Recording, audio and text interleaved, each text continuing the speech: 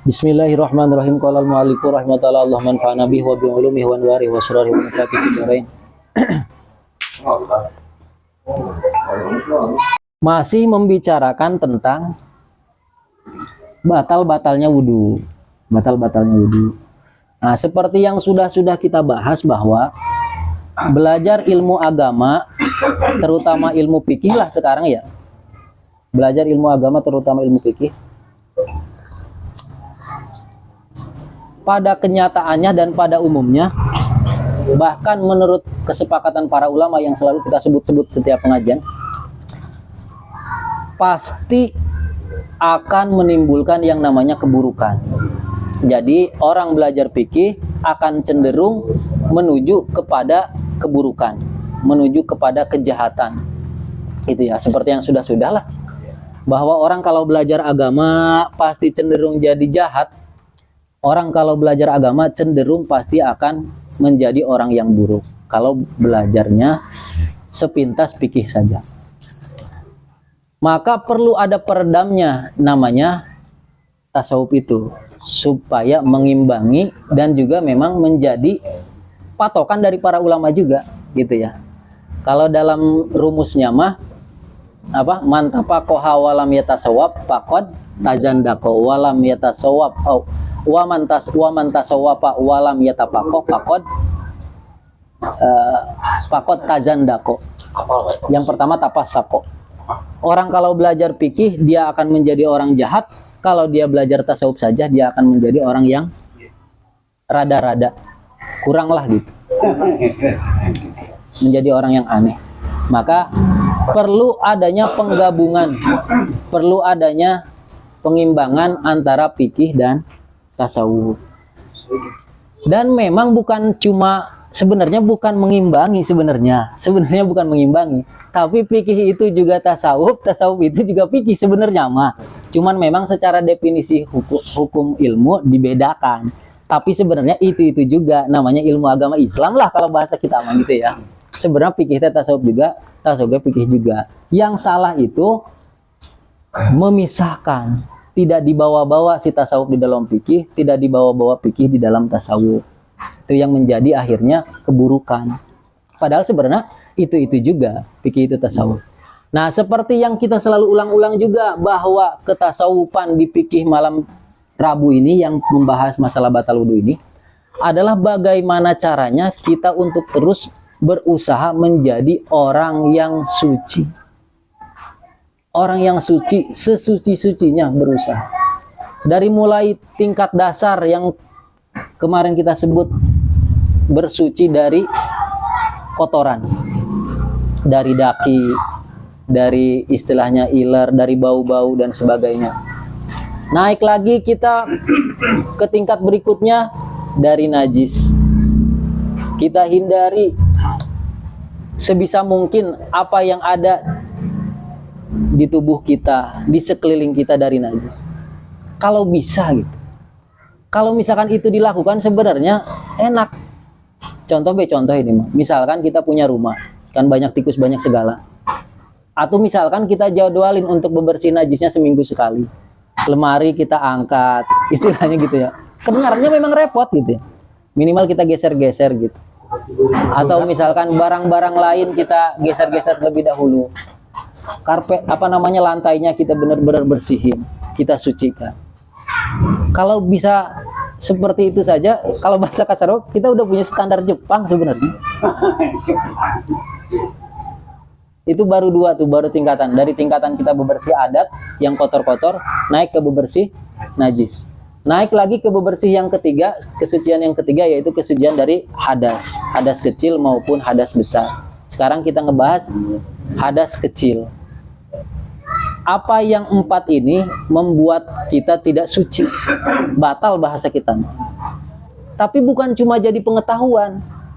Setelah kita tahu kita batal gara-gara empat perkara ini, maka tugas kita adalah kembali mensucikan lagi diri kita supaya selalu ada dalam keadaan suci dari hadas kecil maupun suci dari hadas besar.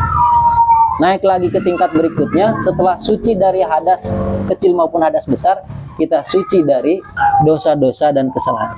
kita hindarilah yang kira-kira bakal perbuatan buruknya, yang kira-kira bakal nggak enak hati, bakal bikin hati nggak nyaman segala macem. Kita hindarlah. Kita hidup pengen nyaman, pengen tenang, pengen bahagia di dunia, bahagia juga ntar begitu kita di akhirat. Di dunia sementara kalau misalkan kita nggak suci dari yang namanya dosa-dosa tadi yang membuat kita gelisah, membuat kita harnak dan segala macam, rugi amat kita hidup di dunia yang sebentar ini. Cuma sementara, terus hati kita penuh dengan segala macam yang istilahnya membuat kita gelisah lagi. Maka yang gelisah-gelisah hindari aja udah. Berusaha kita nyari yang nyaman-nyamannya aja menurut kita. Karena memang kita nggak berurusan dengan orang lain. Kita mah kita lah, menurut kita ini yang paling nyaman, udah pilih itu. Pegang teguh gitu. Baru berikutnya, kesucian yang paling tinggi yaitu kita mensucikan diri kita dari segala macam. Mau itu bersifat nama, sifat, gelar, apa segala macam lah. Hal-hal yang kita sebut sebagai duniawi. Kita sucikan, kita hilangkan semua dari pikiran kita, yang ada hanya Allah, Allah, Allah, Allah, Allah.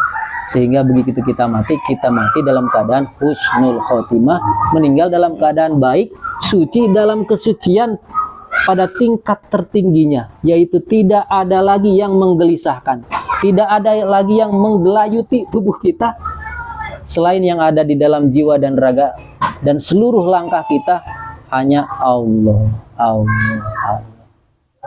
Udahlah, mari kita cari ketenangan dan memasukkan Allah ke dalam setiap langkah kita, setiap langkah di hati kita. Karena kan kalau dalam tasawuf gitu, taholi dulu. Kalau kita ada sesuatu yang menggelisahkan, bagaimana yang ini bisa masuk, yang ini aja masih keruh gitu. Kita tenangin dulu, hapusin dulu yang kotor-kotornya. Udah mulai tenang, baru taholi aja. Ya gitu.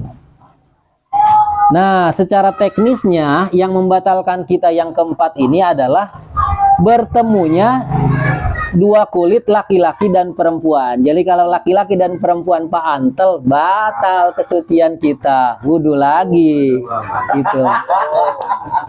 Zat, kemarin suruh nutupin kuping bagian tadi. Kulit itu kulit. Oh, kulit. Kulit tambahan mesum. Kulit tangan, kulit tangan. Kulit tangan. Walau kana azakaru khosian, walaupun si laki-lakinya memang sudah tidak bersyahwat lagi, sudah impoten. Ya, Sudah enggak ada lagi, bahasa kita mah Hasrat lah. hasrat dan juga kegiatan berikutnya. Enggak ada, iya, enggak, menurut kita enggak bakal ada kegiatan berikutnya lah gitu. Tapi paantel kulit mah udah jadi batal. Au aninan, ataupun misalkan memang punya penyakit lumpuh dari dulu alatnya, memang nggak pernah dipakai gitu. Gitu Pak Bos. Au mamsuhan, atau misalkan dia kena hukum dikebiri. Kalau di Cina ada dikebiri katanya. Misalkan dia kena hukum dikebiri, udah nggak bakal ada terjadi sesuatu lagi antara cewek dan cowok ini, tetap aja ketemu dua kulit mah batal. Aukan ahaduhuma maitan, atau salah satu di antara keduanya udah meninggal, tetap batal. Yang batal adalah kita yang hidup. Lakin la yang takidu wudu'ul mayiti, orang yang sudah meninggalnya mah tidak batal. Jadi intinya kita yang hidupnya kalau ketemu dengan kulit wanita batal.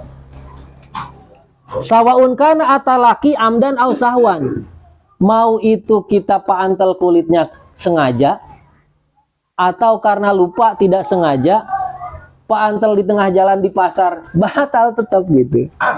Bisa watin auduniha, mau memang kita ada ser atau tidak ada ser, tetap batal. Bi'udwin salimin au asal, ketemunya dengan apa namanya anggota yang masih utuh seperti tangan kesentuh, kaki kesentuh, atau dengan anggota tubuh yang sudah lumpuh. Misalkan tangan memang kayak gini, nggak sengaja kena orang gitu ya.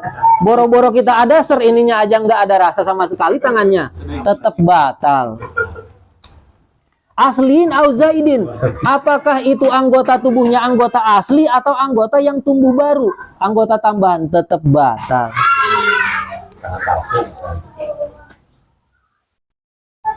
Min a'do il wudu'i au ghairiha. Mau itu anggota wudu yang bertemu kulitnya atau bukan anggota wudu tetap batal. Walau kanat al unsa ajuzan, walaupun misalkan sebagai laki-laki kita tadi barusan nempel kulitnya sama wanita yang sudah ajuz, sudah nenek-nenek. Syauha'a, jelek lagi. Latustaha, yang tidak diinginkan sama sekali, tetap aja batal. Yang jelas. Tapi walayan kudu lamsul udwi almaban, tidak batal paantel bertemu kulit dengan anggota tubuh yang sudah terpisah. Misalkan lagi perang, umpama kita nemu kaki perempuan, kita keinjek apa kita kepegang gitu umpama kakinya, itu tidak membatalkan wudhu kalau anggota itu sudah terpisah. Walau kuti'a udwun min saksin, kalau misalkan umpama ada seorang laki-laki dipotong tangannya, wal tasoko biakhoro, kemudian ditempelkan tangan kanan laki-laki tadi ke tangan kiri, ke tangan kanan perempuan. Transplantasi apa? Bukan. Pokoknya sambung menyambung lah. Tangan donor anggota. Tangan kanan laki-laki dipotong, disambungkan ke tangan kanan perempuan. Dicangkok. Iya, dicangkok. Wahalatul hayah, dan memang terjadi persambungan itu, kehidupan terjadi, tangannya bisa bergerak dan sebagainya. Intakodo wudu urojuli bilam siha wa aksuhu, maka batal wudu dengan memegang tangan orang tersebut. Misalkan itu wanita, tangannya laki-laki, terus kita salaman umpamalah, saya laki-laki itu wanita, tangannya tangan laki-laki kan, pantel sama tangan saya, tetap batal. Tetap dia wanita, sudah menyatu menjadi wanita.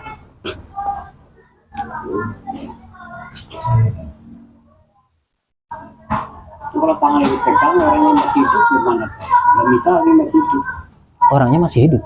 Yang ngedonorinnya. Orangnya masih hidup. Itu syaratnya iltasoko biakhoro, dia harus nempel, tercangkok di tangan orang lain dulu. Enggak kan perang nih. Ya. Kan ini tangannya diletak nih. Ya. Sampai di perempuan. Misalnya. Tapi orangnya masih hidup. Masih hidup. Itu sama tadi, namanya anggota yang maban, yang sudah terpisah. Anggota terpisah. Kalau disebut anggota mah bukan satu, dia tidak batal wudhu gitu. Walaupun kita tahu itu punyanya si ibu itu, misalkan yang perang, ikut perang juga, tetap tidak batal karena bukan orang. Kan tadi yang membatalkan bertemu dua kulit, laki-laki dan perempuan. Dia bukan laki-laki bukan perempuan, dia daging. Iya, dia daging yang sudah terpisah. Daging yang terpisah. Memang bentuknya kaki, bentuknya tangan, tapi dia hukumnya daging yang sudah terpisah. Saya.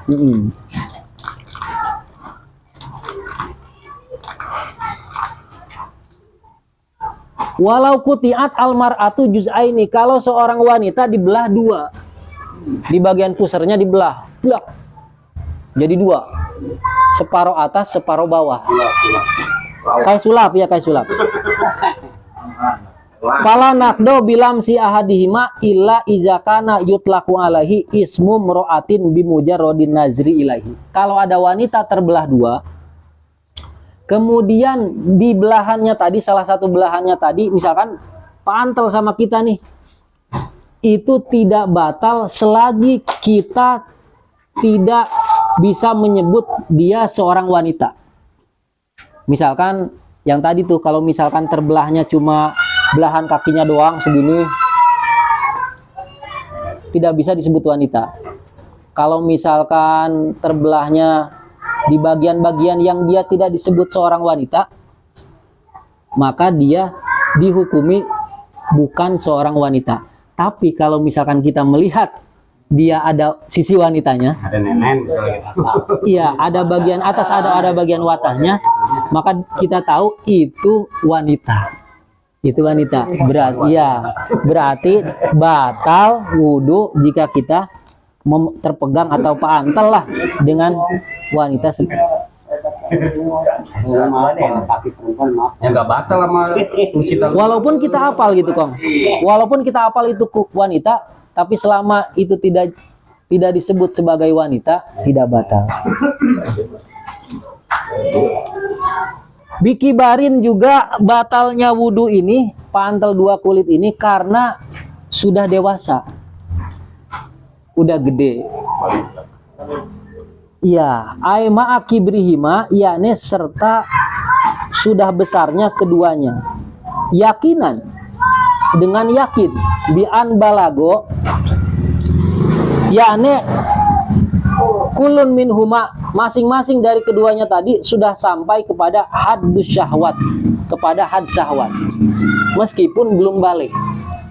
Nah, had syahwat tadi li arbabit toba'is salimah nanti dihitung tergantung gimana tabiat kebiasaan di kampung dan negara tersebut. Mungkin beda-beda negara, beda-beda kampung, beda-beda lagi. Nah, di kita kira-kira berapa tahun kalau misalkan sudah ada terbersit rasa gitu. Nah, kalau misalkan umur segitu udah ada ukuran terbersit, maka di ukuran segitulah pantel menjadi batal gitu. Walaupun belum balik. Tapi kalau seukurannya sudah bisa menimbulkan, seukuran umum di kita sudah bisa menimbulkan keinginan, maka dihukumi batal kalau pantel kulit. Wa inin tapatati syahwatu. Itu ukuran minimnya dari munculnya keinginan. Si umur minimalnya. Maksimalnya sampai kapan? Maksimalnya tidak ada. Kalau maksimal mah tidak ada. Wa inin tapati syahwatu. Walaupun sudah tidak ada syahwat, walaupun sudah tua, tetap batal.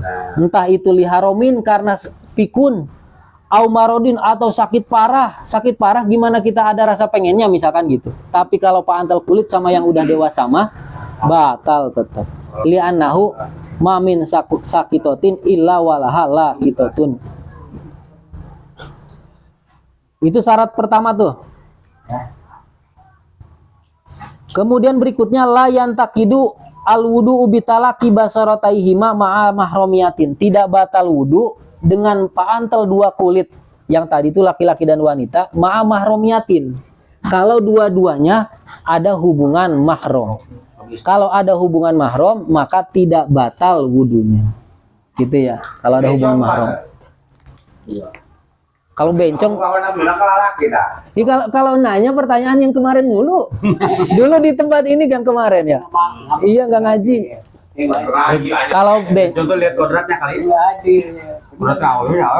Kalau bencong dia sebenarnya jelas laki-laki dan jelas wanitanya, nggak ada bencong. Tapi enak suka laki. Tetap dia senjatanya senjata apa? Sia itu. Gitu ya. Jadi bencong mah tidak dibahas. Bencong mah dalam fikih tidak dibahas. Yang dibahas kemarin mah yang punya alat kelamin 2, yang punya barang laki-laki 2, itu sampai di situ dibahasnya. Kalau bencong mah malah tidak dibahas. Dia jelas laki-lakinya dan jelas wanitanya. Nah, walhasilu dan intinya begini katanya, bahwa lamsa itu pantel kulit adalah bahasa orang nama. Itu nakidun bisuruti khomsatin, membatalkan bisurutin khomsatin dengan syarat 5. Jadi yang membuat batal itu syaratnya 5. Pertama, ayakuna baina mukhtalifaini zukuratan wa unusatan. Yang membatalkan itu beda jenis kelamin, laki-laki dan wanita. Itu baru bisa terjadi batal. Kalau laki-laki dengan laki-laki tidak batal, wanita dengan wanita tidak batal. Syarat pertama berbeda kelamin. Yang kedua ayakuna bil basaroh. Yang membatalkan syarat yang kedua adalah dengan menggunakan kulit. Yang membatalkannya adalah pantel kulit. Kulitnya zohirul jildi. Apa yang terlihat di bagian luar tubuh kita yang menutup daging itu namanya kulit. Wa misluha alahmu, termasuk juga yang bentuknya daging, yang tidak ditutup kulit. Seperti kalahmil asnan, seperti gusi. Kalau laki-laki dan wanita paantel gusi, batal wuduna. Walisani atau paantel lidah, batal wuduna. Saling pakut. Wabatinil aini atau paantel bola mata, batal itu wudunya. Udah tak lulus ke pemajikan rambut nak dulu saya gitu. Wadakhilil anfi, dan bagian dalam hidung, batal. Walpami, bagian dalam mulut, batal wudunya. Pemulihan itu enggak. Yang jadi Kira emosi Pak biang lamun. Kira buruk. Maka pala nakdo bisyari, tidak batal kalau misalkan yang tersentuh itu rambut atau bulu. Wa inna batat alal parji, walaupun bulunya itu tumbuh di atas parji, tidak batal wudu. Tidak batal wudu kalau pantal dengan bulu. Bahaya itu lamun di luhur sayang, lamun di handap hayang. Wasini, tidak batal wudu kalau pantal gigi. Wazupri, paantel kuku tidak batal. Wal azmi, paantel tulang tidak batal. Itu ya. Jarang. Itu yang ke syarat yang ke dua. Syarat yang pertama tadi beda jenis kelamin. Syarat yang kedua menggunakan kulit. Yang ketiga ayakuna biduni hailin, tidak ada halangan. Walau rokikon, walaupun tipis, kalau ada halangan mah tidak batal. Jadi tidak bertemu kulit dengan kulit kalau ada halangan mah. Pakai kain. Karung malah bisa. Itu tidak batal. Walaupun tipis. Robiuha yang keempat ayab lago kulun min humah dan yustaha, yang tadi. Syarat yang keempat, salah satu di antara keduanya kulun min huma ayab lago kulun min huma dan yustaha, telah sampai kepada kedua-duanya, telah sampai kepada had yustaha, kepada ukuran yang sudah diinginkan, bukan balik ya, ke ukuran yang sudah diinginkan. Di Indonesia ini atau di kampung kita, ukuran yang diinginkan itu di umur berapa perkiraan. Nah, kalau misalkan itu sudah menjadi perkiraan umum, maka umur itu dijadikan patokan umum juga. Paantel kulit jeung eta awewe nu umur sakitu walaupun belum balik, batal wuduna gitu. Misalkan budak ngaji gitu, tapi belum balik umurnya, tapi sekiranya menurut kita udah Bongsor. udah ada sesuatu. Iya. Iya. Yang belum balik, walaupun belum balik tetap batal. Maka kita mendingan sama wanita mah, selagi bukan umur 3 tahun 4 tahun amat mah, kita pakai kain lah gitu kalau misalkan salaman, biar nggak batal. Sarung tinju gitu. Pakai sarung tangan lah.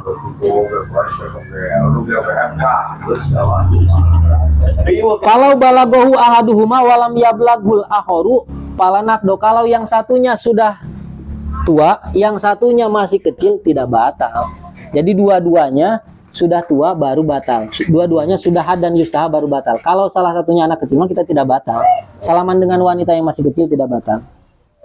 Wa khamisuha, yang kelima yang membatalkan wudu adalah pertemunya dua kulit tadi dengan dengan tidak adanya kemahroman. Kalau kita paantel kulit, bertemu dua kulit, tetapi ada hubungan mahrom, maka tidak batal wudhu. Iya, mahrom itu artinya orang yang haram ditikah. Mahrom itu artinya orang yang haram ditikah. Kalau istri mah kan bukan cuma halal ditikah, udah ditikah. Haram, yang mahrom itu artinya yang haram ditikah. Yang haram ditikah itu ada 14. Yang pertama bagi kita laki-laki nih, pertama ibu. Dan terus ke atas nenek, buyut wanita barangkali kalau masih ada, itu berarti tidak batal. Ibu ke atas. Yang kedua, anak wanita ke bawah, cucu wanita misalkan, cicit kalau panjang umur tidak batal walaupun dia wanita, ke anak. Yang ketiga ke Mertua. mana dulu nih? Kemana nih? Mertua dulu. Ke mertua. Mertua tidak batal. Bukan gua nggak bakal. Ke mertua tidak batal. Ke mertua tidak batal. Itu emang ada selamat gua. Enggak boleh ditikah berarti mertua ya? Apa gitu kan? Enggak boleh. Iya, haram ditikah. Apa? Kan hanya memastikan, mengingatkan doa bukan ditikah. Karena yang mertua adalah maut. Siar apa? Mertua aku itu laku. Mertua itu Iri, Mertua tiri. maaf. Jadi istri bapak yang Jadi bukan ibu asli. asli. Sama, Tetap ibu. sama. Itu sambung menyambung. Selagi memang sudah dimasukin. Hati ya. Turunan itu kan. Nggak ada silsilah ya.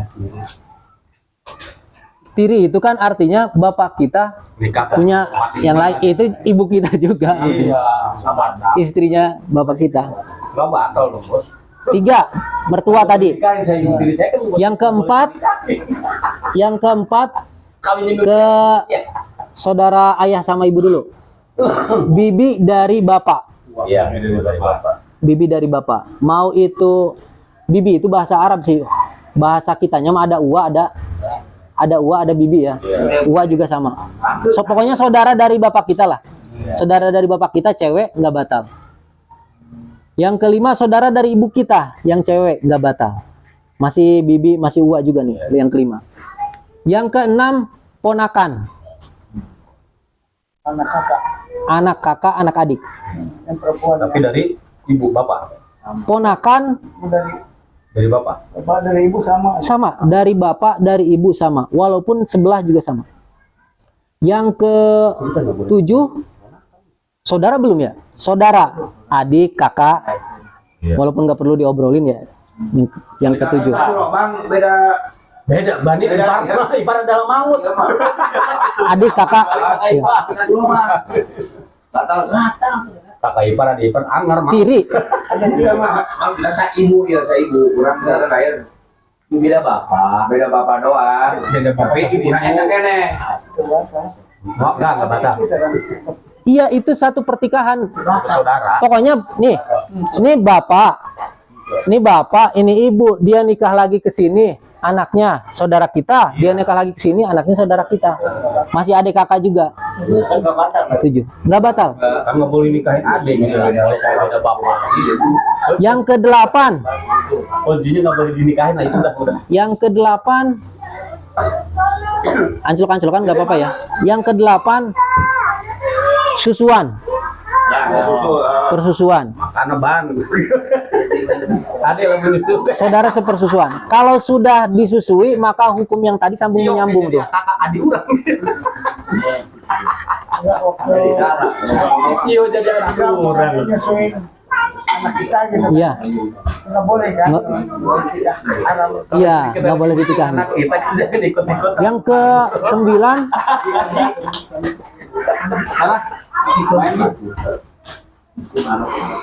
para roh deui lah. Kerion baru loh, kan kayak iya teh posisi Karena kita orang sudah. bukan tega ya. Ada orang manis nih. Nah, itu karena sudah disusuin tuh. Iya. Padahal apanya nih ke depan ya. Nggak boleh itu, Pak. Iya, sebenarnya nggak boleh ya. Sudah nangis. Jadi saudara udah. Jadi saudara. Iya, Ustaz. Bapak sama cerita.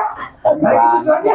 Banyak, Lagi susuin ini haram gitu. Lagi berprinsip curi di susuan. Biasanya gitu tetangga. Khawatirnya nanti udah dewasanya udah nikah. Wah, Baca pernah kan? Termasuk adik ipar, kakak ipar. Ipar nggak boleh. Ayo, Ipar nggak boleh. Tapi kalau ipar dia mau akot, terbatas waktu. Kalau ipar terbatas waktu. Yang turun ranjang itu iparnya. Iya. Itu makanya kalau secara ininya dia ada mu'abad, ada mu'akot. Kalau yang mu'abad itu yang tadi karena dia apa namanya hubungan biologis, keturunan, hubungan pesusuan itu juga jadi mu'abad, makanya bahaya. Terus hubungan pernikahan itu juga mu'abad, makanya mertua kalau kita udah cerai tetap mertua, tetap ibu gitu, mu'abad. Bekas mertua nggak ada ya. Yang mu'akot itu ipar mu'akot, kalau udah pisah udah bisa dinikahin lagi. Termasuk juga yang haram yang ke-14-nya yang tidak boleh ditikah adalah mengumpulkan dua saudara sekaligus, adik jengkakana langsung ditikah, itu tidak boleh. Anak angkat itu tidak ada hukum sama sekali, hanya ada di kata-kata. Tuh, jadi anak angkat mah hanya permainan kata-kata. Misalkan ini anak saya angkat, nanti sistemnya tergantung mau itu diangkatnya menurut bahasa kita, kemudian dia tetap tinggal di mana gitu, apa di pesantren, saya yang biayain misalkan. Yang penting dalam hati saya atau dalam hati kita itu anak angkat saya. Batal. Anak angkat mah bukan siapa-siapa. Orang lain yang mah Tidak ada perhitungannya dia. Tetap orang lain. Tidak ada hukum apa-apa sama sekali. Nah, ini misalnya. sepupu ngangkat anak umur 18 tahun. Sepupu. Sepupu teh apa, Pak? Sepupu itu apa? Hei, mainnya di sana bersama Anaknya ade atau Ponakan. anaknya kakak. Ini se nenek. Nenek atau sekakek gitu ya. Saudara senenek atau sekakek. Nggak boleh. Nggak batal. Atau Bu sih, Pak? Nggak batal. Udah angkat anak 19 tahun kan ada tuh. Anak angkat mah tidak ada hukum. Nih, mudah-mudahan ada manfaatnya ya. Ngopi lah. Ngopi lah. Mudah-mudahan ada manfaatnya. Rabbana taqabbal minna innaka antas samiul alim wa tub alaina innaka antat tawwabur rahim. Rabbana ya Allah atina fid dunya hasanah wa fil akhirati hasanah wa qina azabannar. Wa sallallahu ala sayyidina Muhammadin nabiyil mursal. Walhamdulillahi rabbil alamin.